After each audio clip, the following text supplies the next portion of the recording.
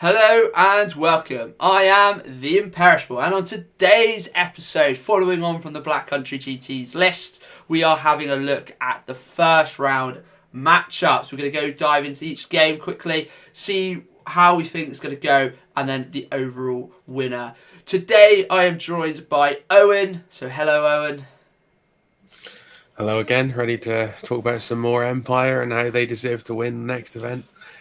Well, coming off from it, you had to drop after day one in the last Black Country, and you were 3-0 at the moment. You were doing a very good position at the moment at that time, weren't you? It was going well. I think I don't know if I was 3-0, but my wins were both 20-0s, so I Oh, think that's it big, made yeah. up for like a draw in the first game. It could have gone well. We'll come back for this one. Yeah, I'd say if you listen to when me and Ben talked over the lists, Owen and there's a couple of others we think will probably make our podium because of the types of matchups here. If Owen gets the turn one, his army can basically ruin anything. Yeah, so as I said, we're going to just jump straight into into the games. We'll discuss each of them, how they go. So let's start off with game one. So match one, we have Adam with the other Empire list versus Keith, the last time winner with the Vampire counts. Adam's kind of list is kind of more traditional Empire list. He's got double wizard, he's got a griffin, he's got two big bricks of knights, triple cannon, and a steam tank. So I think that is going to be quite good versus the Vampire counts. And Keith's is there with double mortis engine. He's got 6 screams. He's got crypt ghouls and zombies for the mission, and he's obviously got the spirit host, which is just really annoying to go. I'm thinking after game one, because game one's hold the centre. I think Keith has got this because he can just move up, he can just bubble about. But Owen being our Empire expert, how do you think Adam's going to do versus Keith here? Obviously, I'll say that the Empire is going to win, but if we're being realistic, I think Keith's going to win the mission. Right? He's got very tough sticking infantry who's just going to stand in the middle of the board, and you can't really get rid of them.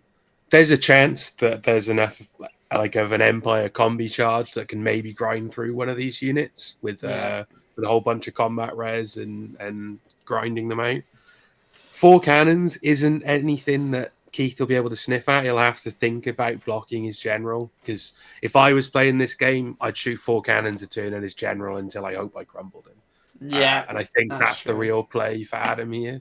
Maybe he can use his cav to pick off some things, or I think that a good charge can easily kill a Terrorgeist. They've basically just got a 5-up regen, but not an easy game for Adam. And I think Keith's got the objective in the bag at least.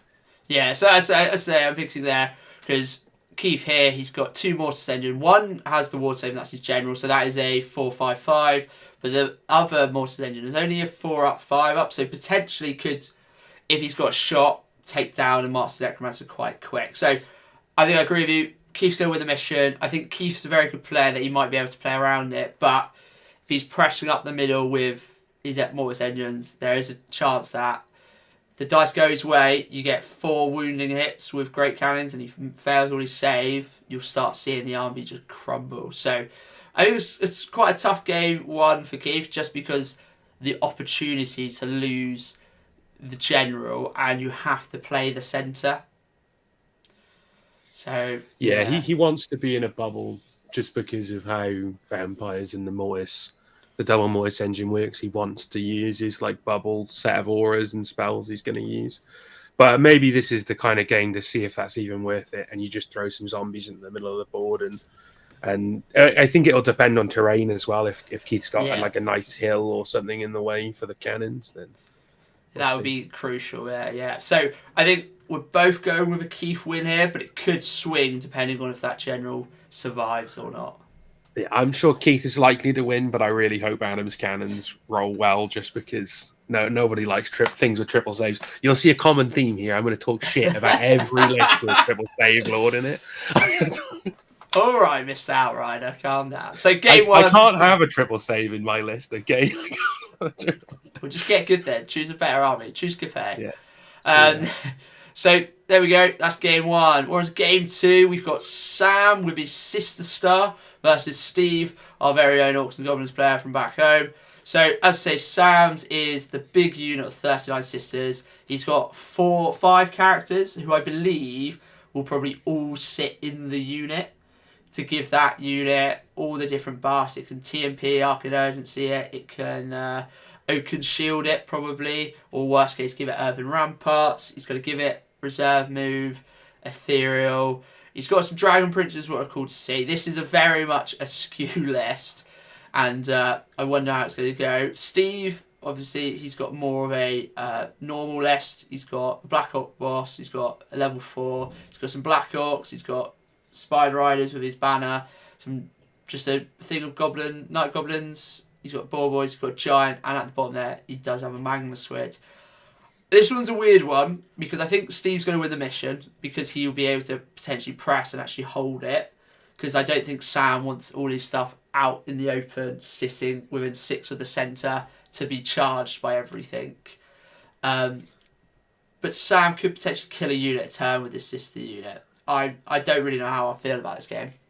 So I think that Sam's list is really powerful in the skew that it does, which is if you've got a very elite army, like you're a Warriors player or you're a Bretonian player, and you've just got 1 or 2 units that are important to you, that sister's star ruins your whole day because it probably kills one a turn.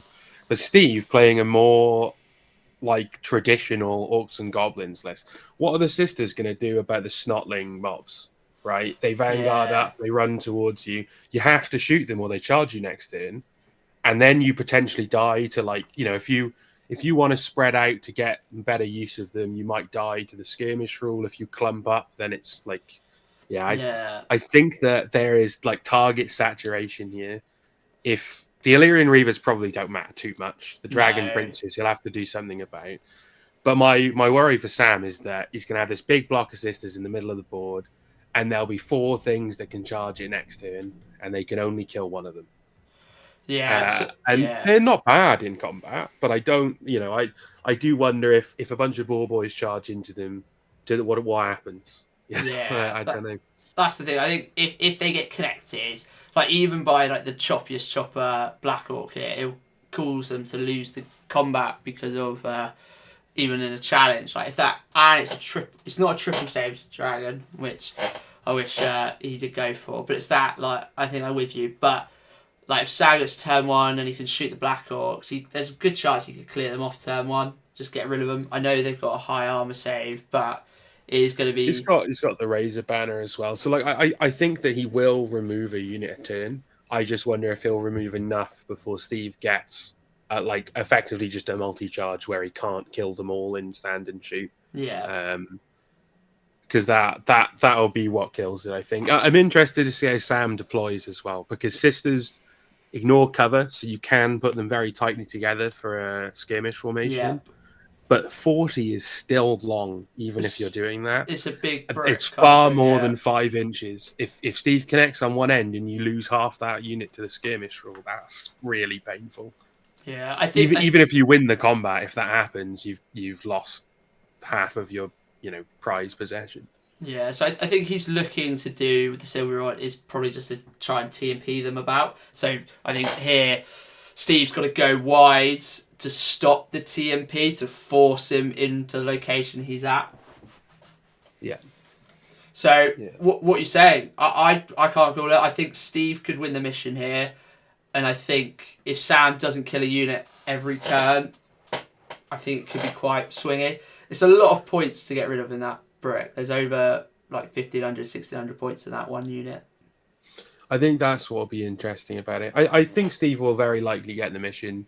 I think it's sort of a risky list for Sam compared to if you think the thing that is most like is the big unit of dwarves with loads of characters in. So it's 1,500 points of a very difficult to kill unit. Yeah. The sisters have huge damage output, but I don't think they're that hard to kill. And if you lose it, that's, you flip the game into almost a 20-0 just because of how many points that one unit is. Yeah. So I'm interested just to see how Sam deploys and plays it. I think he's got a good chance of winning. I don't know if he'll get the objective, but I think he's got a good chance at killing enough units that he's to get enough points that the mission doesn't matter. Yeah. Yeah. I actually think I'd predict this to be close to a draw. I think it's going to be like a 12-8 either way, something like What, that. Sam gets the points and then Steve gets the mission, so it kind of cancels it out, kind of thing, That's potentially. that's what I would expect to happen, I think. Nice. All right then. On to game two. We have Harry Garbutt versus once again our own Adam West. So Harry this time this guy is running the cult. He's new to it, so I had to chat to him. I messaged Sam to give a bit of tips there. So he's got a level 4 illusion dragon with Serpent Staff, Warding Sprint, Law Familiar. He could have saved himself 5 points and just taken the Talisman of Protection. He's got 2 more level 2s, both Elementalism, one with the Element Serpent. He's got a small Skeleton Archer block, 29, not too many.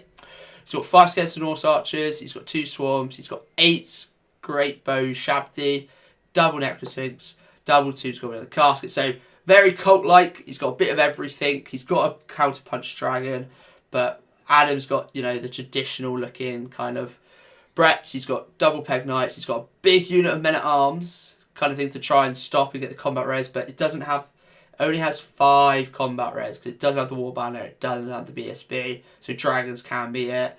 He's got Duke Kaboom with Ogre Blaze, and he's got the Green Knight. I think Adam West here could probably win the mission with that big unit of mounted of Yeoman Guards or Men at Arms, sorry, just holding that centre. But if Harry can get it well, gets both Necrosphinxes in and potentially even the Dragon into that big break, it will break it. I just worry about the Peg Knights. Can Harry deal with the Pegs and the Duke?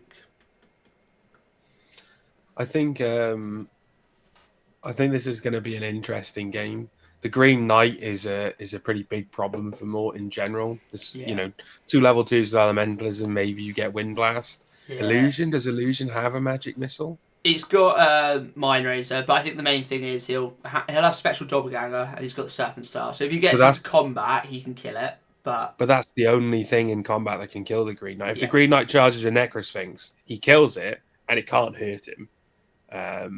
So I think that the Green Knight will play a really big role in this game, like he does in the majority of his games.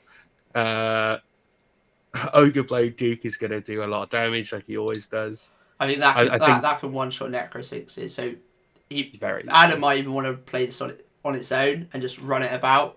Yes, there's a small poison breaker that you Shabdi thing, but if you keep them close to your Mountain Knights or near your pegs, to be able to then attack something separate could be quite big. Yeah, I agree. I think this is going to be an interesting game, but I do think that the Bretonians have the edge for now. I think a dragon and 2 Necrosphinxes can do a lot of work, but if Adam plays around as well, I expect him to win this because I think he's, like you said, he's going to get the mission most likely as well. I think this Illusion Dragon is going to do a lot of play, and potentially he's got to play that Ushabti centre and just try to push up the boards to be that hold the centre. Because Ushabti in combat, if they get in combat with that big Men at Arms brick, can probably hold and win in the combat. So how fast are the Tomb King's big monsters if they're not flying? Necrosphinxes fly, move 6. The dragon moves 6 as well. So yes, yes, I forgot about that. That horn will, if he gets it off, it's only a leadership 8 on the Prophetess, but if he gets it off, it does hurt the kind of speed, and when you're measuring, your Peg Knights can be a lot closer. Make sure they get their charge in. Yeah, definitely. Yeah. I think I'm going with Adam on this one, just because I don't think the Necrosphinxes are going to do a lot in this matchup potentially, just because there are threats in the unit that can kill it.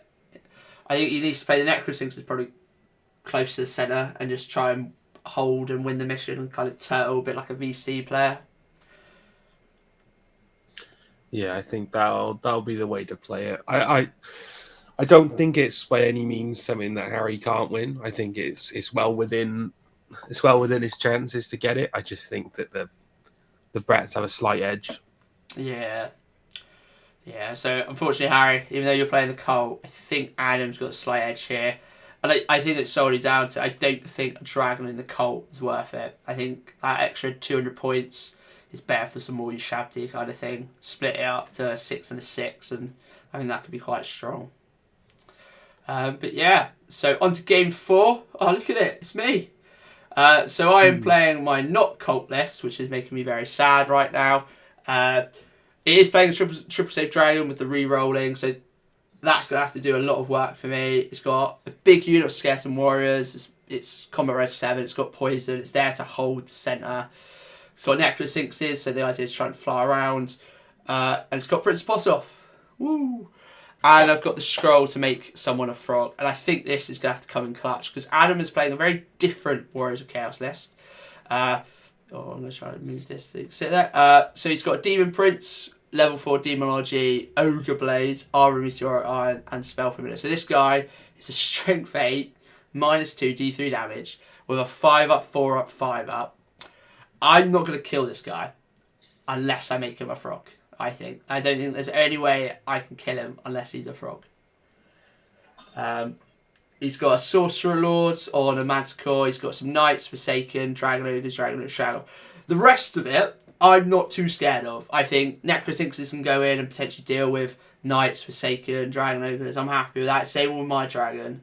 But that Demon Prince, even though it's got only 4 wounds, I'm terrified of. I think depending on how it goes and how I play it, I think I have to play everything very central and just shunt up the board and then hit him, because I can actually outrange his Demon Prince with certain things because it doesn't have Swiss Strides.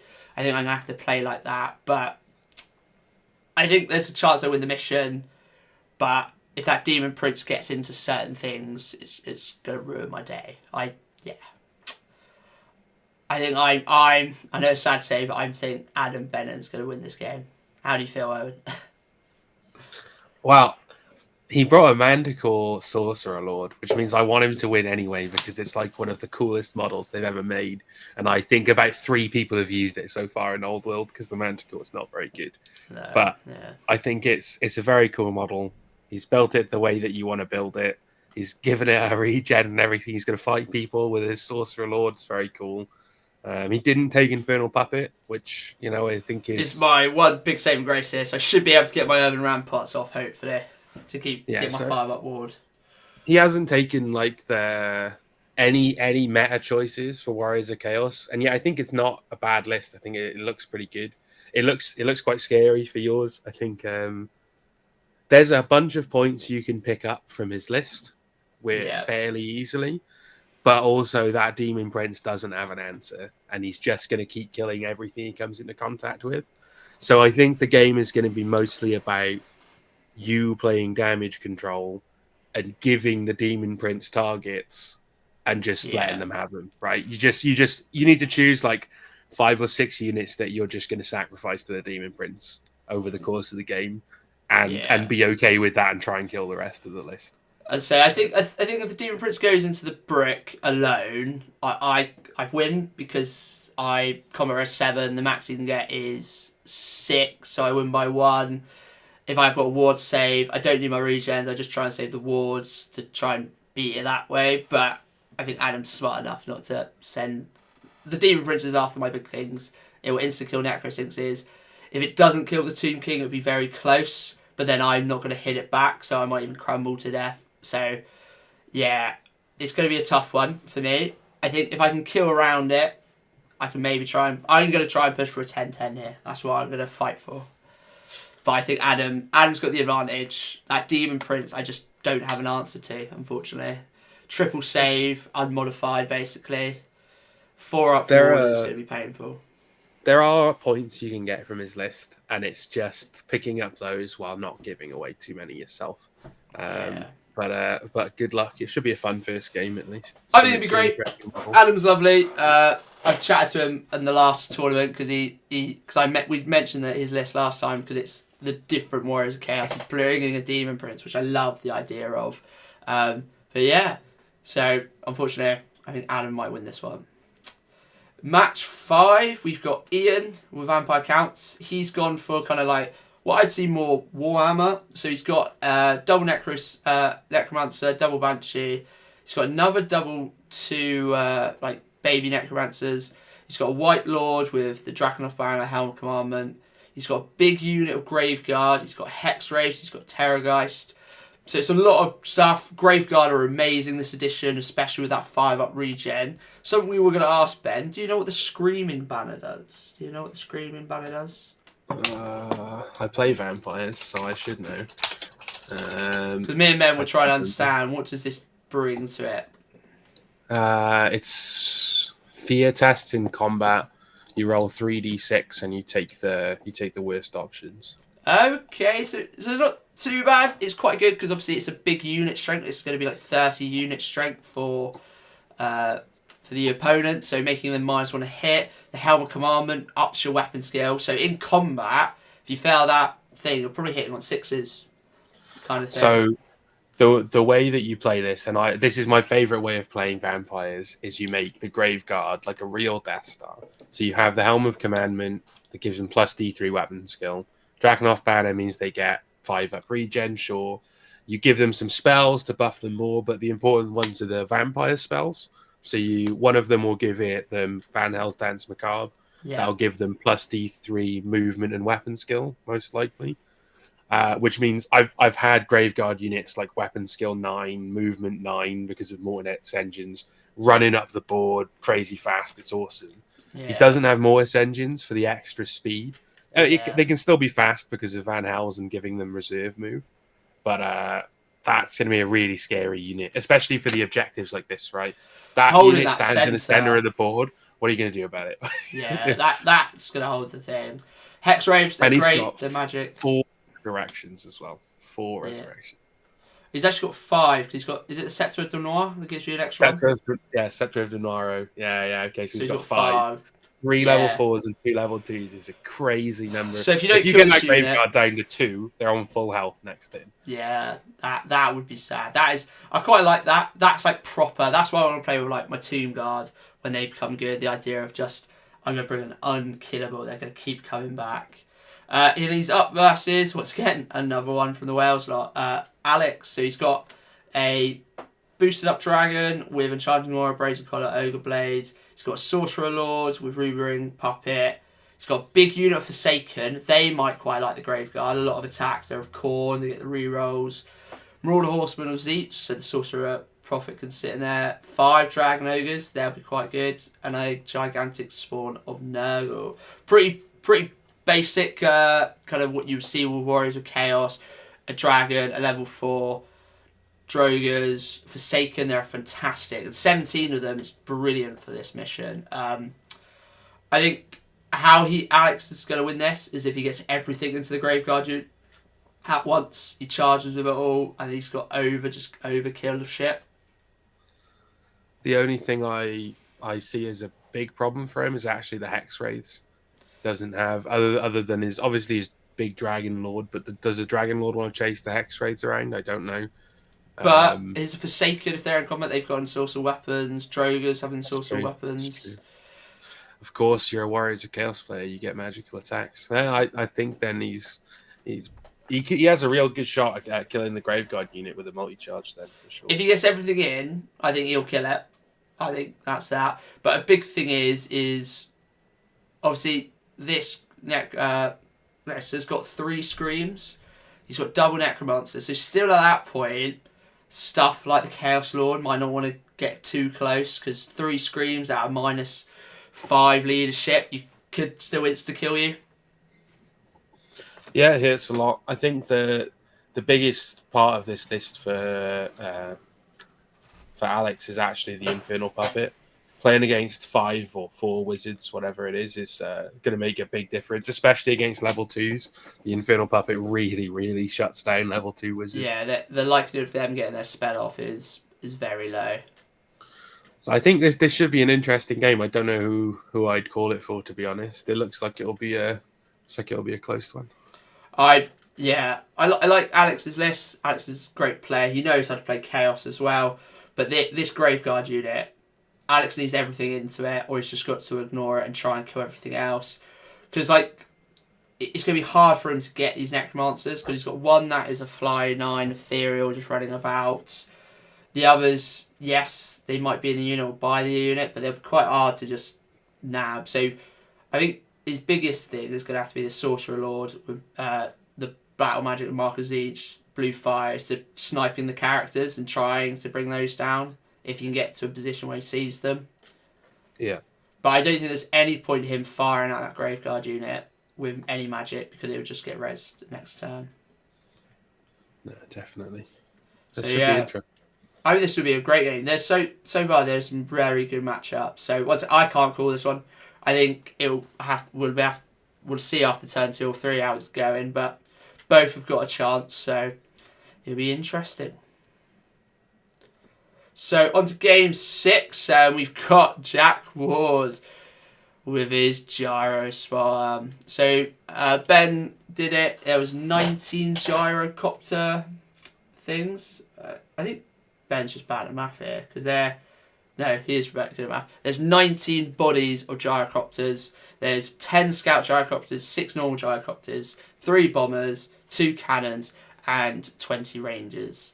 He's only got 2 scoring units, so I don't think he's going to win many missions this tournament, but I think he's going for points denial, because it's very hard to get rid of gyrocopters, and just annoyance, picking off small targets, they'll just get deleted. They can move 18 or 20 inches and shoot, so... But he is up against a Tomb Kings player with a very much more kind of traditional double dragon. So it's double dragon, he's got double necrotic, he's got double Tomb Scorpion, he's got loads of little chaff, and he's got a big archer block. The issue with this is I can see all this chaff from Tomb Scorpion to Skeleton all such as dying turn 1 if they're out in the open. The necrosinxes, with that many shots, yeah, they're winning on 6s, but they're armor bane. He could probably put enough in. But then what you do is you just sit outside their charge range, or you sit to the side of them so they can't declare a charge, and you just shoot them to hell. I think how Chris has got to play this is he's got to go after the stuff that he can kill, so the rangers, the Thane, the engineer, the gyro bombers, because they're a monstrous creature.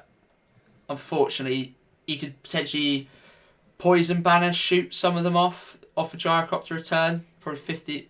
But once again, you're going to have to be spinning. You ain't going to get a load of shots. So I think this is a comfortably Jack Ward win here.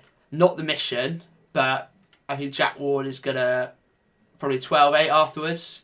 He'll probably kill enough. He'll lose the mission. He'll go to 12-8 Jack Ward. That's what I'm thinking. I think something similar. Chris will likely get the mission. He's only got to be in the centre for 1 turn.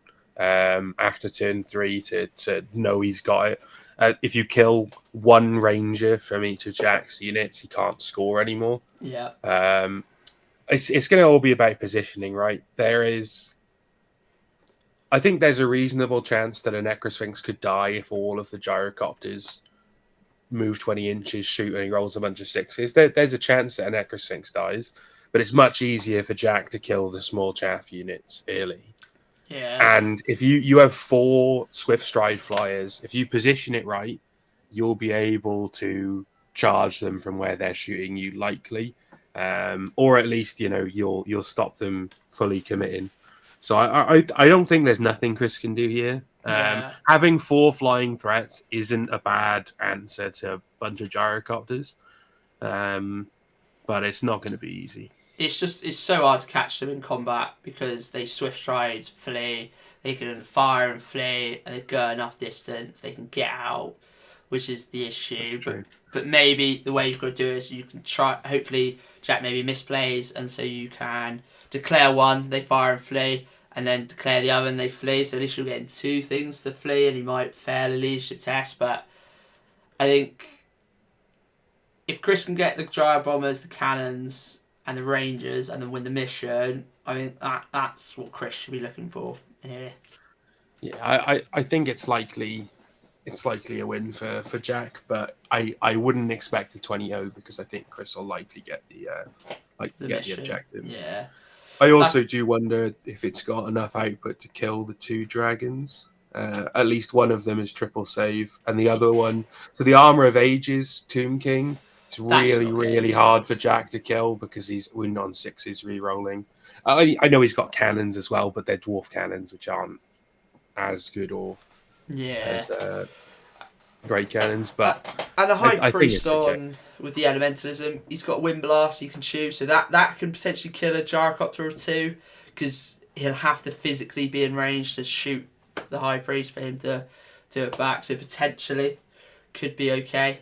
So yeah, I'm not calling Chris out, but I think it's gonna be a hard game for Chris, and he's just got to make sure that if Jack makes a misplay, he's got to jump on it as much as possible. Yeah. Okay, so we are on to game 7. Oh, we've got loads to do still. Game 7, it's you versus Alex Reed. So, as you know, we chatted about Owen's list. It's outright spam, triple cannon. It's got General Empire, and that's your new thing from last time, isn't it? You brought this General of the Empire on Griffin. Yeah. That's the tag difference. I've stopped using the steam tank, and now I've got a general and a griffin. And you are up versus the 22 model army of Double Dragon, Double Phoenix, and 18 Cavalry. How are you feeling, Owen? I hate this list. Only because he's got Triple two dragons Dragon! that have got triple saves, and I can't. I don't like playing triple saves dragons with my list. Wounding them on 6s into a triple save, or often only a double save because I remove their armor. But the 5-up, 5-ups, I tend to find people get me with them. I don't think that it's I don't think that it's a lost game by any means. I think that the Silver Helms and the Frost Art Phoenixes are really easy for me to kill. And then I Yeah. have to spend an entire game running away from and shooting at 2 dragons. And I don't know if I'll kill them. We'll see. I'm not going to give away what I'm going to play because I'd like to win, Alex. But we'll see. We'll see. I apologize in advance for how much I moan during the game when you make 5-up, 5-ups. A big thing here is the mission, because I think you could agree here, Owen. Your lists, because of how it is, isn't very. You've got mission scoring and quite a lot of it, but you don't want to be sat in the middle, do you, to this game? So the good news for me is that probably I will have killed all of his scoring units in the first turn or two, and then I only have to touch the middle once. Yeah, that is true. And if so, that means I'm likely to win the objective, or he can sit a dragon on it. But that means the dragon's not chasing me, so I don't mind. Like I think I'm likely to win the mission because of how he'll need to use the dragons, Yes. and killing the Silver Helms shouldn't be a big deal for my army. But it's ballistic skill shooting at the end of the day. I could finish a whole turn and kill nothing. So True. we'll see. We will see. I'd say I'm going to put it down to you win, solely because I think you can kill this 1,000 points. As you talked about winning that mission, jumping on it could be quite big, and then it's just playing around the dragon / feeding it your cannons kind of thing at the end, just trying to mitigate as much as you can. But I think this is going to be a fun game, mate. He's got 22 models. Let's see how many you kill.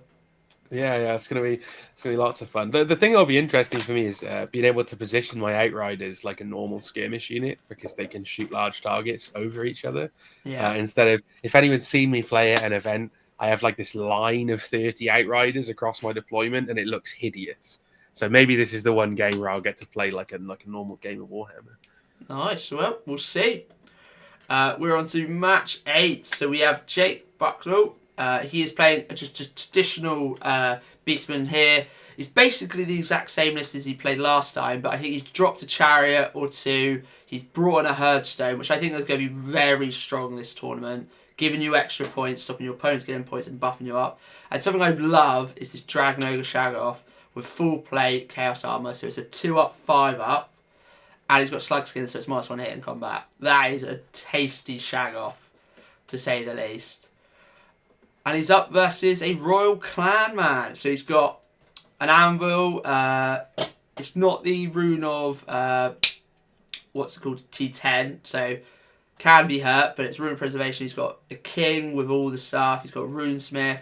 He's got 27 longbeards. He's got 16 rangers, which will be quite good. He's got another 5 rangers, and he's got 2 Doomseekers that are 280 points. That if they die, you don't get anything.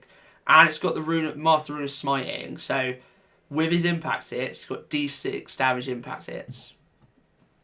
I think that's a great little tech piece, this Doomseeker. I love it. I think they're a very good choice, right? Like points denial with things like that are very easy, especially against an aggressive list like Jake's. he has to go past them, right? Like he doesn't Yeah. have a real choice.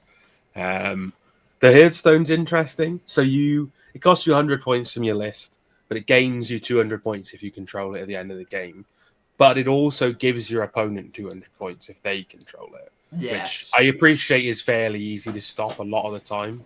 But it's not always the boon that people think it's going to be. I don't think. I think how you play the Hearthstone is you play it more defensively because you've placed it after you know which deployment zone you have. You play it more defensively to back you up, and you potentially could cast stuff around it. You only have to have unit strength 5, so he could hide a Razor Gore behind it, and that holds it for him. I think what I would do with it is not play it defensively, and I would place it directly in front of the anvil so it can't see anything. No, So it can't magic missile me, and then I would go and get it later. however, that sounds amazing, but the Hearthstone goes down before units. Oh no, that's Because heartbreaking. otherwise, I mean, that's a great 100 points. I shut down your anvil. You ain't doing Yeah, nothing. 100 Yeah. points, turn off a cannon. No, okay, that makes sense then.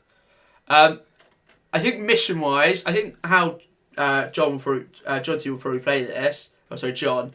He just goes yeet up this big brick of Longbeards and just sit in the middle. Anyone comes near him, he kills them. Doomseekers will be either side of him, so they could charge in and mess up. The big brick is really hard to kill, especially with the anvil boosting up. He's got a runesmith with the rune of spell breaking and the 5-up ward, so it's a tough nut to crack this big unit. I think it's going to be quite hard, and then potentially dwarves can potentially shoot off a Razor Gore chariot, you shoot off the Gores, because he's only got 2 scoring units here. Oh, he's got 4 with the Dragon Ogres. If they lose 1, it's game over. So I don't know. I don't know how I feel about this one. I think John could hold this. I think there's a good chance that he might, but I think he needs to be careful about. Obviously, he wants the center, but you can't rush too soon because No. while it's difficult, even with a multi-charge, I like Jake's list. I think it's got a lot of punch. You know, if 2 units of Dragon Ogres charge the Longbeards, they don't break it, but they do kill the front rank, so they don't get hurt. True. But the thing that does kill Longbeards is Vile Tide. And Jake has 2 of those that are skirmishing it. And the thing that I did question is why is the Ruby Ring not on the Shaman with the Hag Tree Fesh? But Jake is the expert. So. Hag Tree doesn't affect Ruby Ring. It doesn't affect. Does it not? No. Okay. So that's why, because I think that's what used to everyone played is you just play like that, but that isn't the FAQ. That's good. I think Jake could potentially kill most of this John's list. I think it will be depending on does this Longbeard unit survive, and is he able to ping them up enough? Do the Doomseekers get in? Because if this Doomseeker with the Master Rune of Smiting gets in, I think that's going to be massive. I think that alone with the impact hits, the death blows, that could kill a unit of Dragon Ogres. I love this. This is my favourite thing I've seen in the tournament. Is this Doomseeker? It is very cool. It's also just not. It's interesting that the matchup of like points denial with the Hearthstone is playing against the points denial of the Doomseekers. They're effectively playing like an 1800 points game. Yeah, they are. For points, what's are available. But yeah, I think I'd say Jake's a very good player. I think he would be able to play around it. I think Vile Tide's going to be his best friend. If it pops off with the Hag Tree Vesh's turn, you can annihilate loads of them. But he does have Rune of Spellbreaking, 2 on the Anvil, so you've got to keep 24 away from that, and 1 on the Runesmith, so you just have to be careful that there are some auto shutdowns. Yeah, I think this will be an interesting game. Jake's a good player, and I like his list a lot, so I'd give him the edge, but not by a huge margin. Yeah. Into match 9, Mark is playing his Demons of Chaos. He's taken up the reins after Chris couldn't be here to play with Khorne. So he's got, it's all Khorne. It's very much I'm coming at you, hitting hard kind of thing. It is backed up by Demon Prince of Zeech. Not a fan of that. Should just be a Demon Prince of Khorne. Come on. But he's up versus Tomb Kings. And he's up versus the more kind of, I would say, normal looking Tomb Kings. It does have an unkillable dragon. It's got a level 4. It's got a Poison Archer Brick with Razor Standards kind of thing, so I quite like this. A Unit of Horse Archers, 3 Chariots. He's got 3 Necropolis Knights, which is quite cool. Your Shabdi, Tombstones, and a Casket. Mark is a fantastic player. I think Mark could play into this quite well. But I feel like the poison shooting probably does bring down a Bloodthirster. With that many shots, could probably do it. Because he'll have, if they get Urban Ramparts off on it, it could be a 5-up, 5-up, or just a 5-up wards. That could probably kill. Because Bloodthirster's only 6 wounds. They die. They're not hard to kill. He does have Armor of Corn, so he's got reasonable armor and a ward, right? So it's not the easiest kill for a poison block, but it's not too difficult either. Given the fact that I did 4 wounds versus an unkillable High Elf Dragon with a Poison Brick, which was smaller than 59, I feel like it could potentially do 6 wounds in a turn. So that's quite scary for Mark. The Unkillable Dragon, it's got a Sword of Might. That can go into any of the stuff, like Blood Crushers and all of them, bring them down. The only thing the Tomb King doesn't want to go into is the Bloodthirster. I think the rest of it, I think the Tomb King can deal quite well. Mark did say, he said basically, fuck it, I'm going to bring my Demons of Khorne because they're fun. There are a lot of stuff in here that I feel he can deal with. 4 your Shabdi are going to be annoying. Great bows, it just sits them as far back as possible. They could potentially do a wound or 2 to the Bloodthirster as well. I think the Demon Prince is the thing that's going to have to really up the ante and kind of support as much as possible here. Yeah, I think it's a good threat. You know, it's a level 4 dark magic. It's got 2 good assailment spells in it, as well as some pretty powerful debuffs and magic missiles.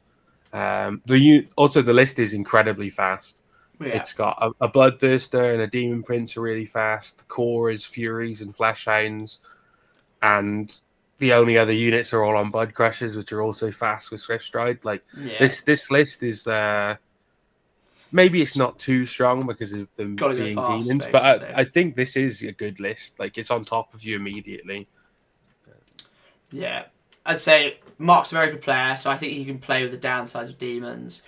But I just feel like there's quite a lot of good stuff here that can support against the demons here. It's lucky. It's good that he's got at least a level 4 to try and stop like the caskets, -1 to hit, because that would be so annoying for this list. But yeah, I think, and also with the mission, I think I'm going to go for the Tomb Kings here. And I do apologise, Mark, but I think Tomb Kings, if you play it well, Mark, I think you can beat him.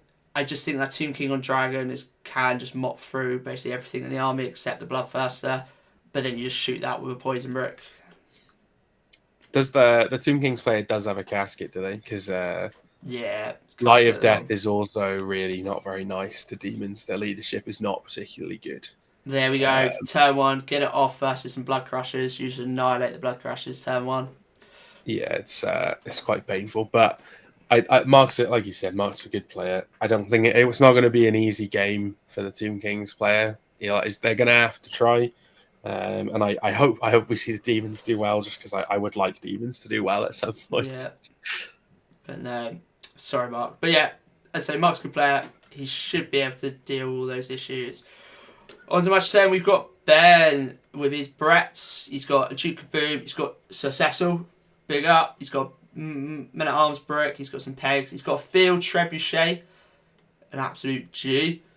And he is up versus Vile Time, his probably worst enemy. He's up versus 5 wizards. You can all take Vile Tides. And they are playing the Wild Herd, so they can do +1 to cast for it all. If they roll a double 1, miscast, they all miscast. Or it's any double, isn't it? It's any double. Any natural double, yeah. So including a double 6, it will cast as a misclass. So this is quite strong. It's just Vile Tide spam, basically. Can potentially insta-kill stuff with Ben's, unfortunately. He's got 1 big brick to try and hold the centre. He's got some cheap gore. He's got Razor Gore spam, which is going to be annoying. He's got his own no-fly thing, so can potentially keep those pegs down. And he's got a unit of Harpies. I mean, Ben's list is fun. It's got Sir Cecil. It's the general, so you have to go in at him to get rid of the general. I just think Viletide spam, a good player with Viletide can really hurt Brett's, and I think this level 4 Royal Peg's got some work to do with trying to stop the cast. I think Viletide spam could potentially deal with it. He's just got to measure and try and keep out of range from his pegs. I think it's always a Viletide is particularly good against Bretonians with low model count, high armor saves, right? But I don't think it's like it's not too one sided. I think Ben can catch out those shamans. Most of them are on foot, I assume, around the. They're all on foot here, yeah. No, one of One's them is got on a flying carpet, yeah.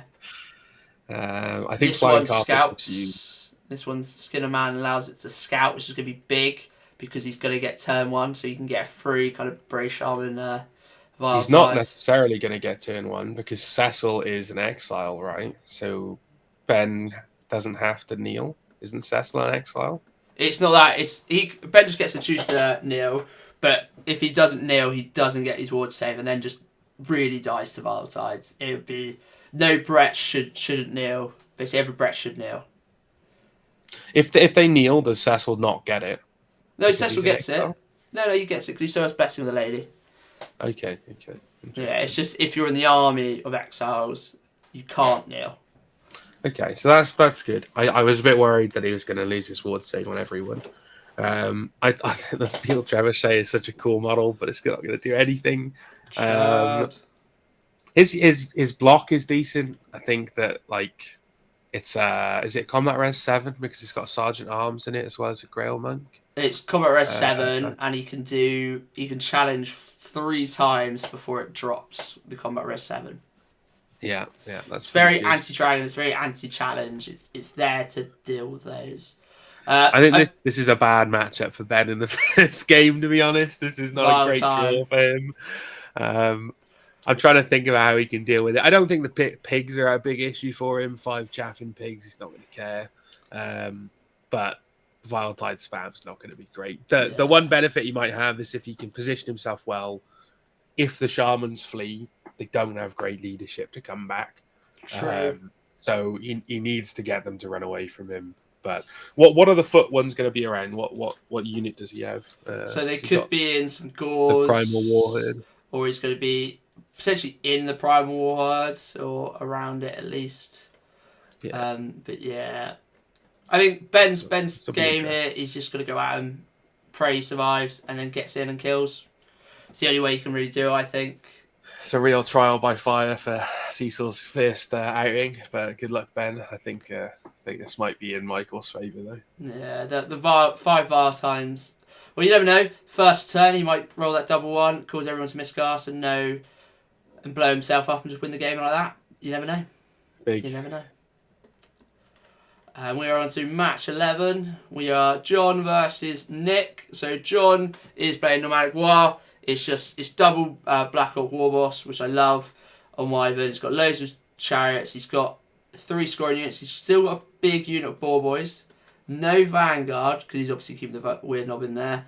And he's up versus some High Elves with a unkillable dragon. It's the Cherian Warhost, I think it is.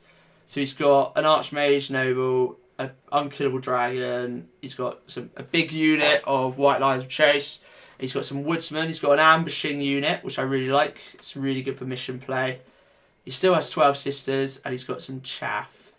This one, I think, is going to be quite good fun.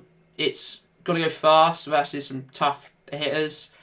I think the Prince on Dragon is going to do a lot of heavy lifting, and it is the thing that's going to do great. But even versus a triple save Dragon versus triple save Wyvern, it's going to be a 50-50 matchup. I don't know. If those Boar Boys get in and they hit the White Lions, they probably wipe them out because they've got fight. Is it Fight Last? Is that their great weapon? They've got Strike Last. Yeah, they've got Strikes Last.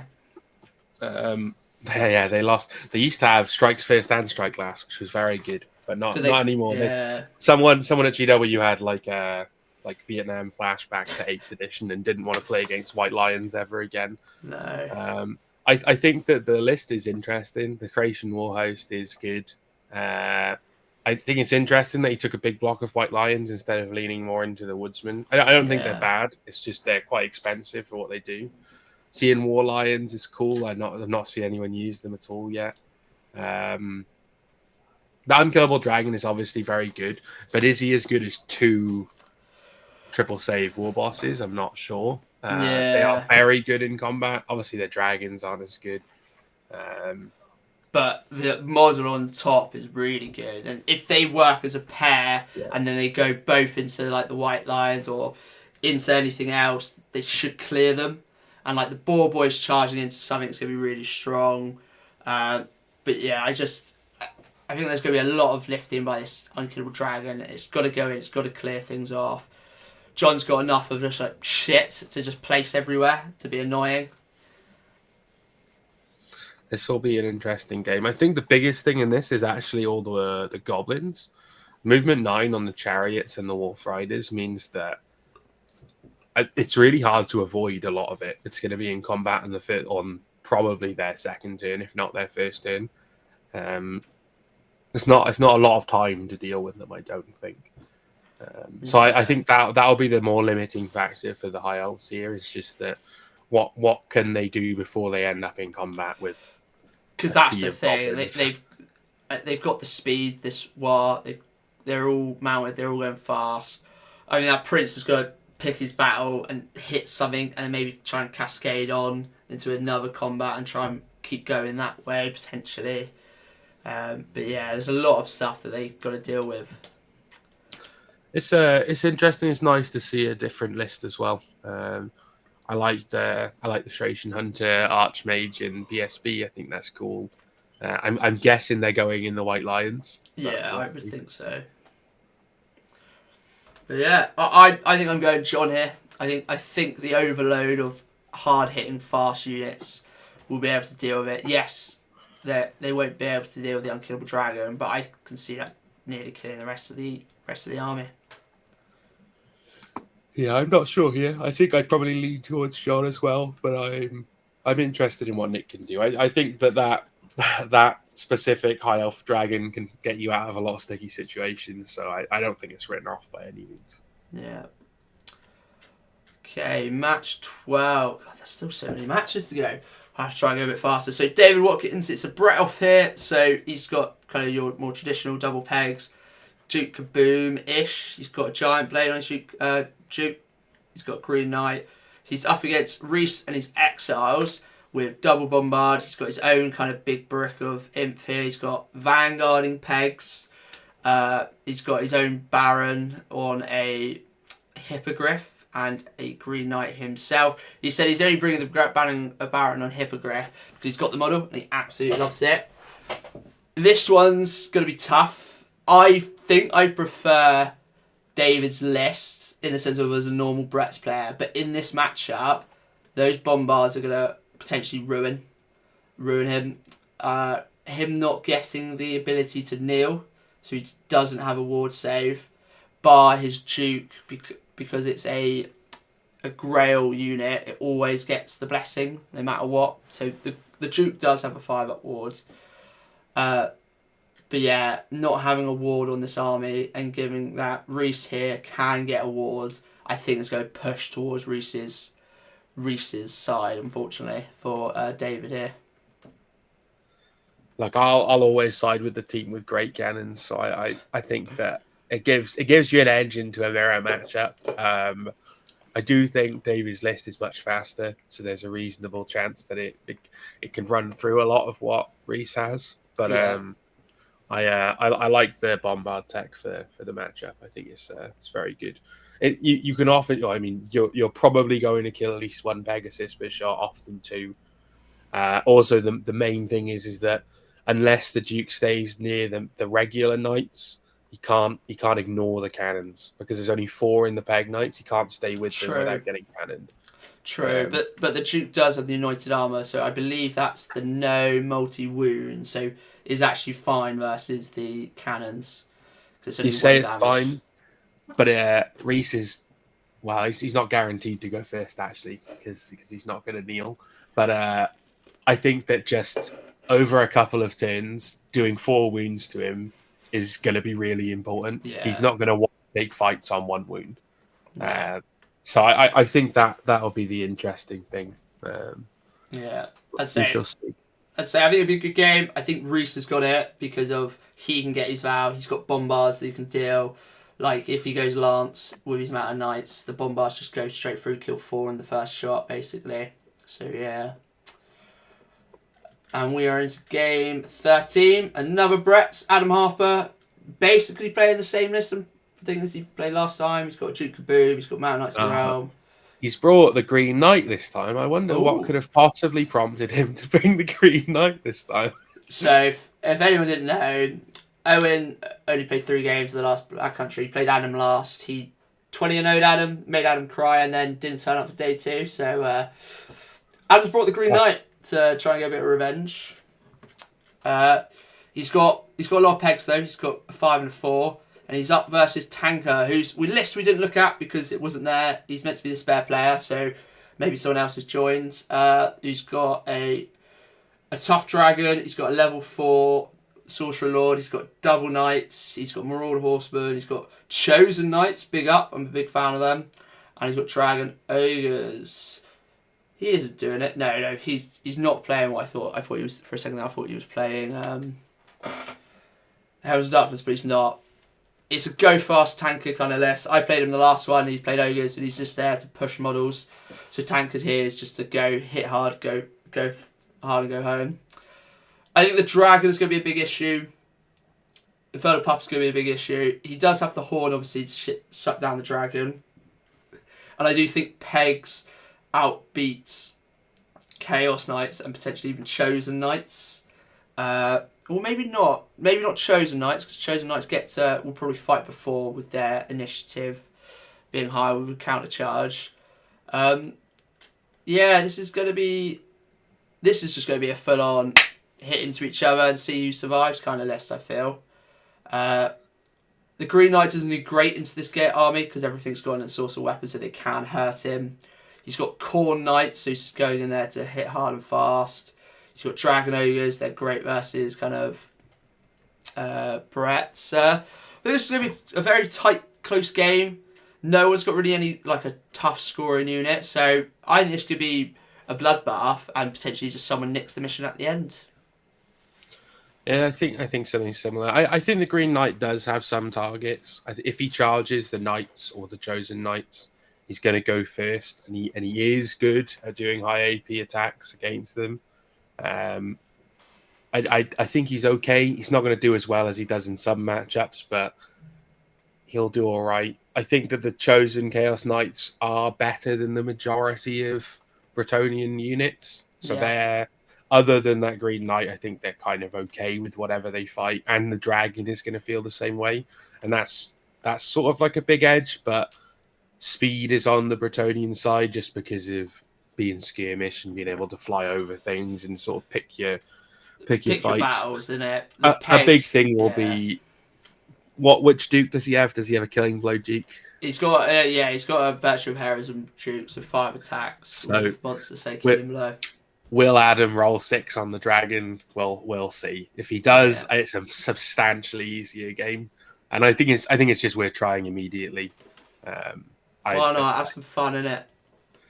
Yeah, this should be a good game, and I hope Adam gets to play me with the Green Knight so we can play like a real matchup later on. Yeah. Okay, we are into game 14. We've got Ollie versus Rupert.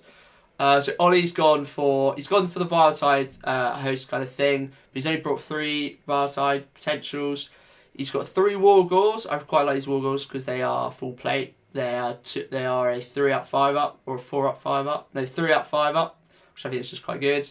He's got 2 big bricks. One of the more combat, one is more shooty. He's got some Razor Gores. He's got Harpy. He's got Dragon Ogre, and he's up versus Rupert's Unkillable Dragon because it's got the Enchanting Aura, Bind Blades, Brazen Collar, 5 up regen, Sorcerer Lords on foot, and he's got 2 units of Chaos Warriors here. Very nice, very Warhammer. and some Dragon Ogres and a Dragon Ogre Shag-Off. So very much 2 big bricks. They're there to play the mission, probably to move up the centre, shoot stuff with the Zeech Wizard, and then just play with a dragon. This is going to be quite hard for Ollie, I think, personally, for the output. I don't know. I'm not sure. I think that 3 Vile Tides into one is effectively 3 units that don't have ward saves and just have good armor is rough. I think the Chaos Warriors are going to fall over to some Vile Tides. And devolve as well, because he's got Krolmor. He's going to be devolving from turn 1 right outside your deployment. Krolmor's also, he's hard to kill. He's got 4 wounds. He's high toughness. He's got 4 at ward save, doesn't he? He does. I don't know if Ollie's going to be able to deal with the dragon, but Beastmen typically don't deal with triple save dragons particularly well. But the rest of the list doesn't look like it's going to be too hard to kill. What I do wonder is combat res. How big is the combat res in Ollie's large units? I don't know if it's great. I don't think they're not combat res. They can probably get to like a 5, but they're not enough to beat a dragon. No, they're not going to beat a dragon, but they're going to be leadership 10 and stubborn and whatever. So I don't think the dragon's going to be too scary. I just feel like the dragon could potentially mop up quite a bit here and there. I love the warriors, but as I say, I think Vile Tide could be quite good there. He obviously, though, does have... Oh, he doesn't have Infernal Puppet. Or I was about to say, that could really hurt. But knowing Ollie, he'll do the wild herd thing and then just blow himself up and just lose the game. That's what Ollie would do. Ollie will blow himself up. Is there always a chance? Yeah. I think Ollie probably can do it. I think the dragon has got a lot of work for Rupert, and Rupert's got some great hold the centre, but up versus more kind of unit strength. I think, yeah, I'm probably pushing towards Ollie here. If the dragon pulls its weight, Rupert could win. I think it's going to be how well has the dragon been used. Okay, we are on to match 15. We've got 3 more games to go. We've got Tom Carley. He's playing another Beastman. He's just gone... I was going to say he's gone for the Wild Herds, but he's mainly gone for like pig spam. So he's got a Shaman on Chariot. He's got a Beast on Chariot, which you don't usually see, which is quite cool. He's got 6 Solar Rays Gore. He's got Primal Ward. He's got Tuskor. He's got the Bestigor banner for the no-fly and a Dragon Ogre Shag-Off. And he's up versus another Warriors of Chaos. One with Chaos Dragon and then one Sorcerer Lord on Chariots. He's got double Forsaken, Maraud Horseman and a Warpfire Dragon level 2. He's basically playing with 1500 points to try and kill you. Tom's a very good player. He can play around certain things. I think the no-fly banner is going to be strong here. But once again, I don't think he's got enough to kill the Chaos Lords on Dragon. I think that's going to do a lot of damage. Same with the Warpfire Dragon. I think that can get in and really hurt.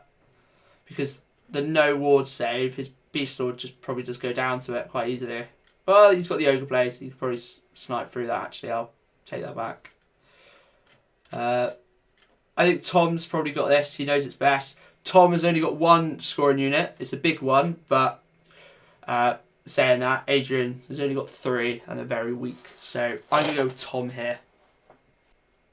So we're on to match 16. We've got Luke Bluxel versus Singe Frost. So we've got a very traditional looking Bretzless. I think it's kind of the same that Luke has been playing with. He's got double pegs. He's got a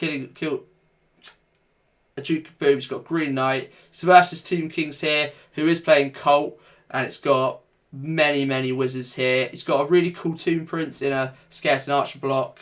He's got 10 Bow Shaft, he's got 2 Tomb Scorpions, he's got a Casket for the -1. Big thing though that Singe doesn't have is control. He doesn't have the Illusion Wizard, he can't really hold things down and shut things down.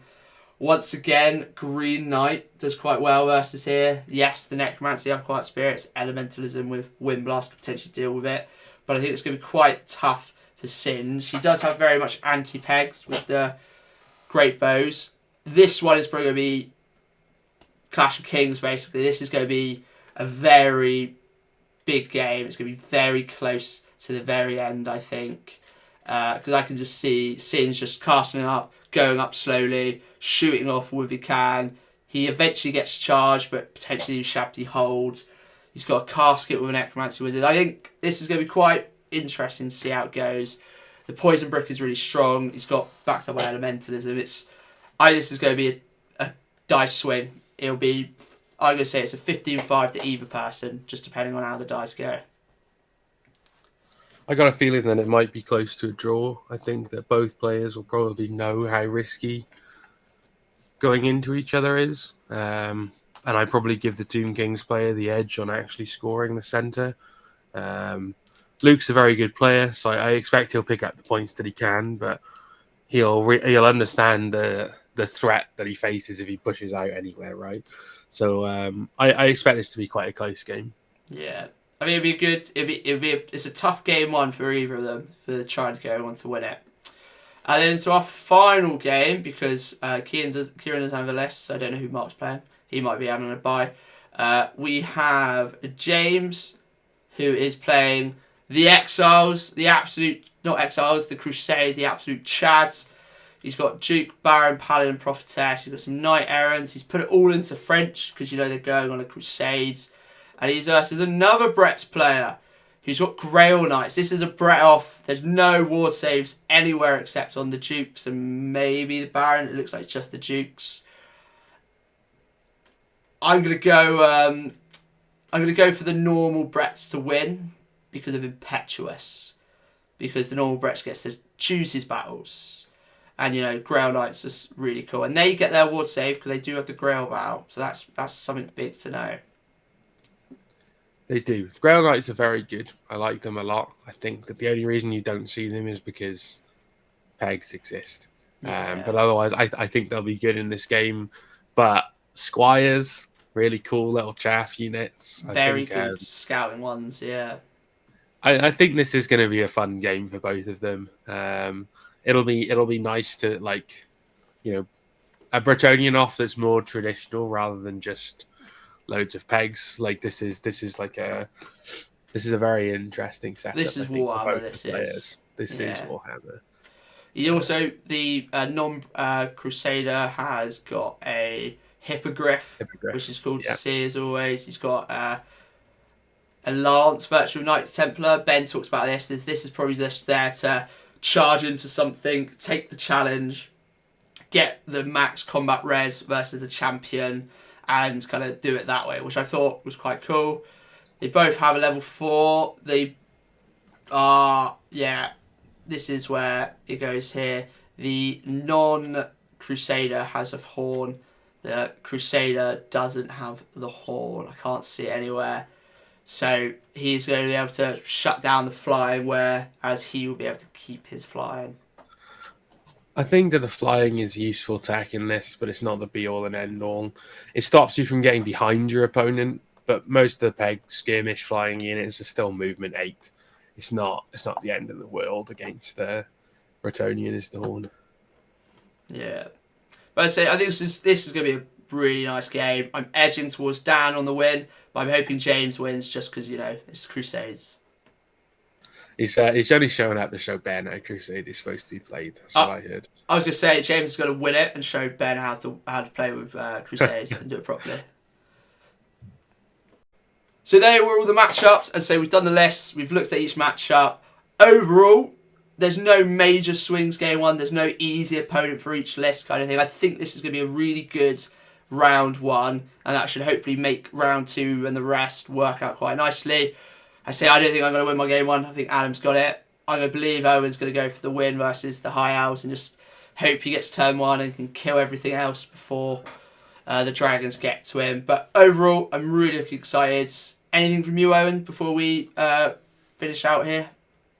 No, I think it's just that it's going to be a good event again. I'd suggest anyone who has the chance to play at one of the Black Country GTs to have a go. The last one was really good. This one looks like it's shaping up to be fun. So I'm excited to play. Yeah, I think it'd be great. I'm just hoping I can get to use my frog models. That's all that matters. I've got 2 of them right next to me. Just got to make someone a frog. That's all I care about. Yeah, I like I've said to you before this, I think that you're going to play a Vampires player.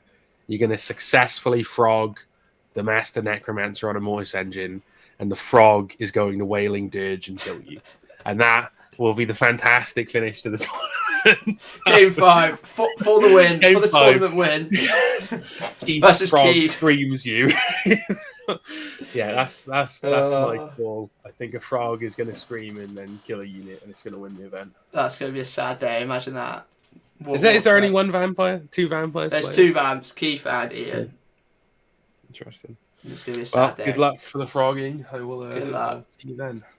All right, guys. Well, thank you very much for listening.